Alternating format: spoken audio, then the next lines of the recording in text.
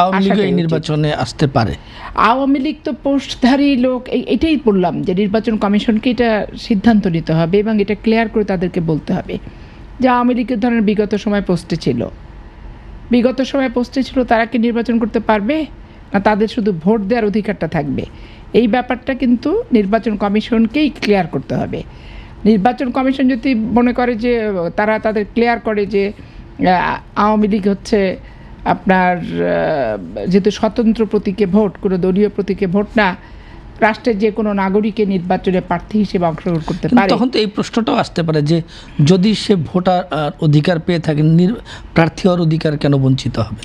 এই প্রশ্ন তো এখনও আছে। আপনার ঢাকার জজ কোর্ট এবং সুপ্রিম কোর্ট আইনজীবী সমিতির যে নির্বাচনটা হলো, এখানে তো ওই প্রশ্নটাই করেছে অনেকেই যে আমরা ভোটার কিন্তু প্রার্থী হতে পারবো না কেন?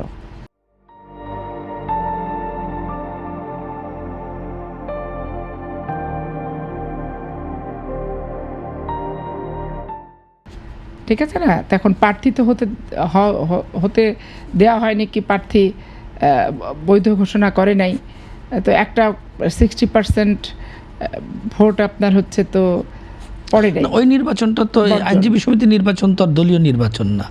আইনজীবী সমিতি নির্বাচন দলীয় নির্বাচন না হওয়ার পরেও আপনার তো দল থেকে তো নমিনেশন দিয়েছে, তাই না?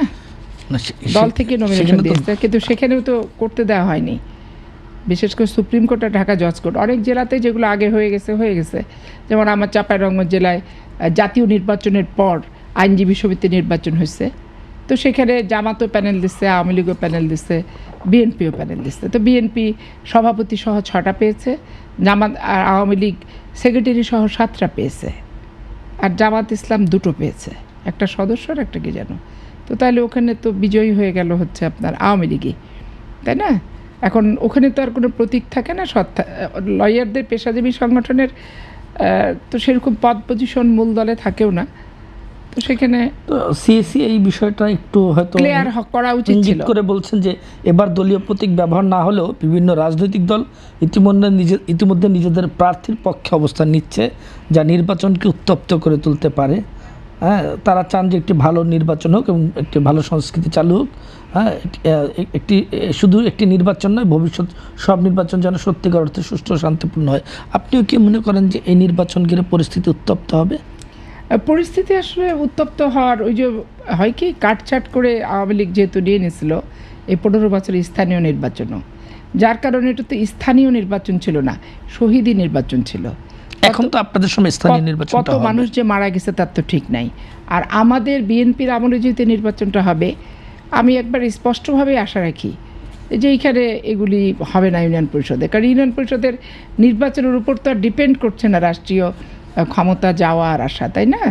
তো তৃণমূলের ইউনিয়ন পরিষদের নির্বাচন, পৌরসভা নির্বাচন, উপজেলা নির্বাচন সব নিরপেক্ষভাবে হবে, এটা আমি ব্যাপকভাবে আশা রাখি এবং প্রত্যাশা করি।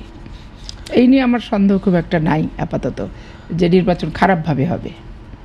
তারপরও ইলেকশন কমিশন রক্তপাতহীন নির্বাচনের আশা করেন, তার মানে যখন বলেন যে রক্তপাতহীন নির্বাচনের পরিবেশ নিশ্চিত করার আহ্বান তিনি জানান, তার মানে তিনিও কি রক্তপাতের ওই জিনিসটাই ক্লিয়ার করে নাই যে মানে আমাদের সামনে একটা রাষ্ট্রের তো একটা অভিজ্ঞতা হলো সুপ্রিম কোর্ট আইনজীবী সমিতি এবং ঢাকা জজ কোর্টের নির্বাচনটা দেখে, মানে ভোটার আওয়ামী লীগ যারা আছেন তারা কি প্রার্থী হতে পারবেন কি পারবেন না? সংগঠন তো নিষিদ্ধ, কার্যক্রম নিষিদ্ধ, তাহলে আপনার ইলেকশন আবার ভোটার হয়ে আছে, আবার ভোট করতে পারবে কি পারবে না, এটা নির্বাচন কমিশনকে ক্লিয়ার করা উচিত ছিল। ক্লিয়ার করলে এখানে রক্তপাতের কিছু ব্যাপার নাই, কারণ আমাদের ওদিকে রক্তপাতের নর্থ বেঙ্গলে বিশেষ করে এগুলো নিয়ে মারামারি হুড়াহুড়ি আসলে হয় না, এগুলো শান্তিপূর্ণ ইলেকশনই হয়।